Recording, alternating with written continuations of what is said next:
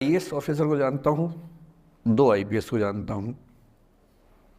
बहुत योग्य लोग, देश के सबसे अच्छे संस्थाओं से पढ़े हुए लोग, प्रॉपर आईएएस प्रॉपर आईपीएस में नौकरी करने वाले लोग, और इन तीनों ने अपना जीवन समाप्त कर लिया नौकरी में रहते हुए। क्यों? क्योंकि नौकरी और घरेलू जो दुविधाएं थी उनको झेल नहीं पा रहे थे, ना झेल पा रहे थे, ना भूल पा रहे थे। लेट गो नहीं कर पाए तो गिव अप कर दिया। और इसलिए मुझे अक्सर लगता है कि जितनी चीज़ें हम सिखाते हैं बच्चों को, हिस्ट्री, इकोनॉमिक्स, लिटरेचर, वो सब ठीक है, उनका भी महत्व है। शायद उससे ज़्यादा महत्व इस चीज़ का है कि ये समझे कि अपने इमोशंस को कैसे मैनेज करना है। जब जीवन में ऐसा लगे कि सब खत्म हो गया है, जब जीवन में लगे कि बहुत टॉक्सिक किस्म की लाइफ हो गई है, उससे बाहर कैसे निकलें, शायद ये सबसे महत्वपूर्ण लेसन होता है जो हम सबको सीखना चाहिए।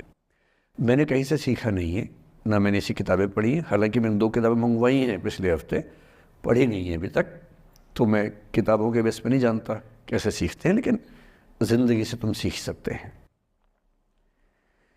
इन कहानियों का सबका एक ही सार है, वजह अलग अलग है। एक व्यक्ति ने इसलिए अपना जीवन समाप्त किया कि वो रिश्ता उसके हाथ से छूट रहा था। एक ने इसलिए जीवन समाप्त किया कि रिश्ता बन गया था, पर समाज के दबाव, घर के दबाव मैनेज नहीं कर पाए।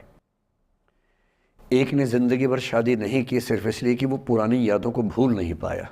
अरे एक बार गलती हो गई तो हो गई, आगे तो संभावना जीवन में है भाई, क्यों इतना हावी रखने उस चीज़ को दिमाग के ऊपर। कुछ लोग देश की सबसे अच्छी नौकरी में होकर हर पैमाने पर सफलता की हर कसौटी पर खरा उतरने के बाद जीवन नहीं बचा पाए, क्योंकि दूसरों की नज़र में आप बहुत सफल हो जाए, अपनी नज़र में शून्य हो, तो फिर जीवन कैसे बने, जीवन कैसे बचे।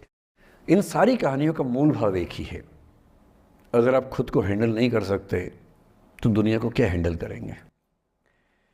दुनिया को हैंडल करने से पहले खुद को हैंडल करना सीखना पड़ता है, और उसका सबसे आसान जो रामबाण उपाय है उसको बोलते हैं द आर्ट ऑफ लेटिंग गो। जाने दो। वो अफसाना जिसे अंजाम तक लाना न हो मुमकिन, उसे एक खूबसूरत मोड़ देकर छोड़ना अच्छा। साहिर ने लिखा। प्रेम की दुनिया के बारे में साहिर से अच्छा कौन लिखेगा। तारुफ समझ से, तारुफ ना परिचय।